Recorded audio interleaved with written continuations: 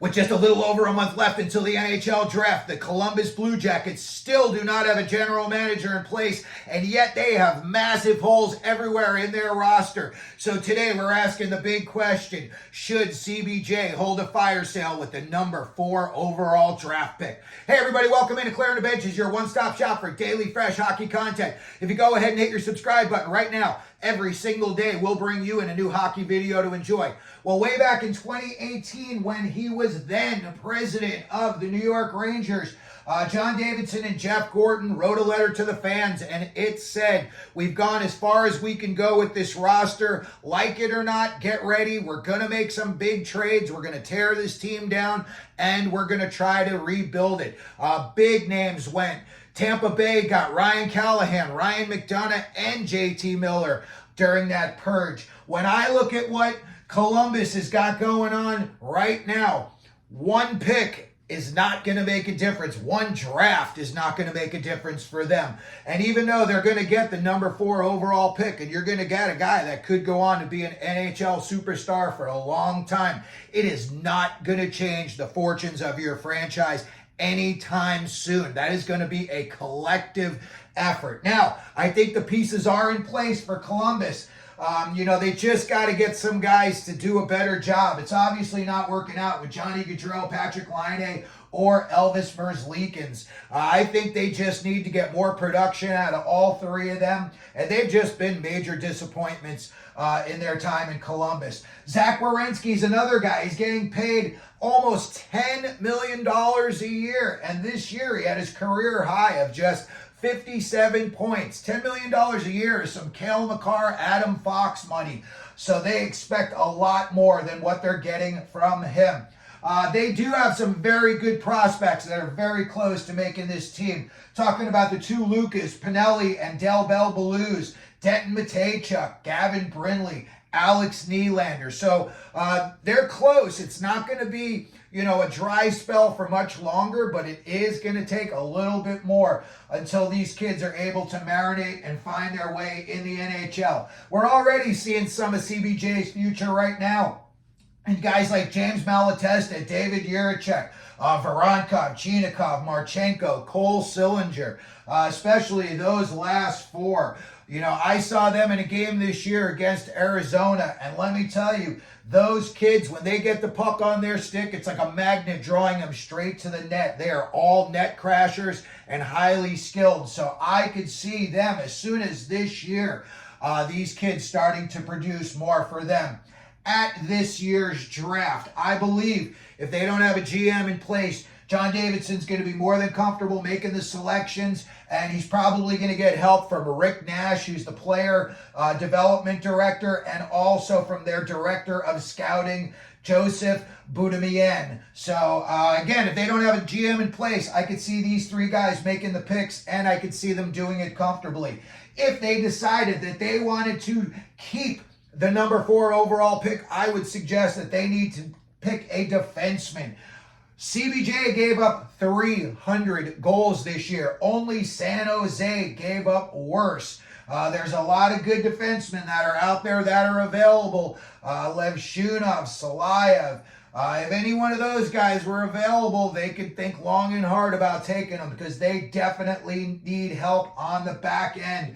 And they need help on the front end almost as bad as the back end.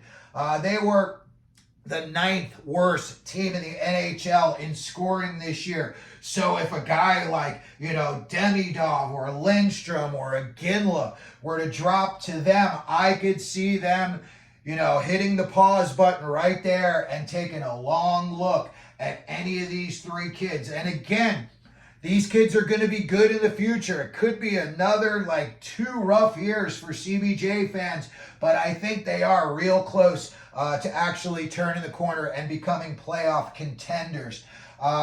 If they were to decide, let's trade the number 4 pick and let's see what we can get. Of course, you always call Utah. Bill Armstrong's the first guy you call in any trade. And maybe you say to them, hey, we'll give you the number 4, Utah. gives them the number 6, and maybe Utah throws in some of that plethora of second and third round picks they've got over the next 3 years. They've got 10 second rounders and 7 third rounders. So maybe they could come up with a combination after they swap the picks of, second and third rounders that could get that deal done. I could also see a team that was in the playoffs who thinks their window of opportunity is closing quickly, calling CBJ and trying to get into that number 4 spot, maybe trying to get a little more skill and, a little bit more youth at the same time. Some teams that I'm talking about, Boston, Toronto, they have got like no prospect pool. So they would need a magician to try to figure out how to make those deals work. Colorado, I could see as well. You know what?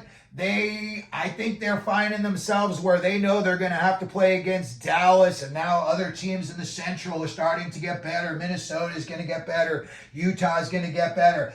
So I could see them, maybe they've got a guy that they want to move on from, and they could package some kind of a deal together, and they want to move into the number 4 spot and just keep what they've got going and actually bring it up a little bit of a level. The LA Kings, another guy. And this is all, a GM on one of these teams could just be like, they've got their heart set on a guy in the draft, and they're like, hey, no matter what, this is what we're going to do to try to make it happen. And, when I look at something like what Columbus could do, let's say they want to really go for it. Let's say they want to try to get into like the number 2 spot overall. You could offer Johnny Gaudreau and that 4th spot to the number 2. Chicago, that would be pretty good. You got Johnny Gaudreau, you still got the 4th pick, and you would, have that to go along with Connor Bedard. So I could see that being a good fit. Another place I could see them is maybe you offer the number 4 to Minnesota, and they are picking 13, and maybe you ask for the 13th pick and Gustafsson, the goaltender, back in return. He is only 25 years old. They definitely need to upgrade their goaltending situation, and I think that would be an excellent start. If they wanted to go down just a notch below, I'm sure they could, while they're talking to Bill Armstrong in Utah, they could talk about Karel Vejmelka, and maybe there's a way that CBJ could get him in as their goaltender. Something else they're going to need to figure out is the Patrick Laine situation. I know that he went into, the NHL's policy. He went into their program. And you know what? I hope the kid gets his head straight. He seems like he's a very emotional kid. He seems like, he rides up and downs. When people love him, he's happy. When people hate him, he's miserable. And I hate to say it, but if you don't put forth a good effort on the ice, and sometimes that's been the case with him, he looks like he dogs it a little bit, you're not going to win over any fan bases, so they are always going to be booing you or in your face. I think that is going to be something that they definitely need to figure out, whether it's going to be they think they can fix him and get him back to being like, a 75, 80 point a year guy, or they just move on from him. But either way, they're going to have to make a decision on what they're going to do with Laine. So that's going to take a look at it for today, what we think Columbus should not only do with the number 4 overall draft pick, but also a little bit moving forward. Let me know what you think down in the comments section. Let me know what you think CBJ should do with the number 4. If they should keep it, they should trade it.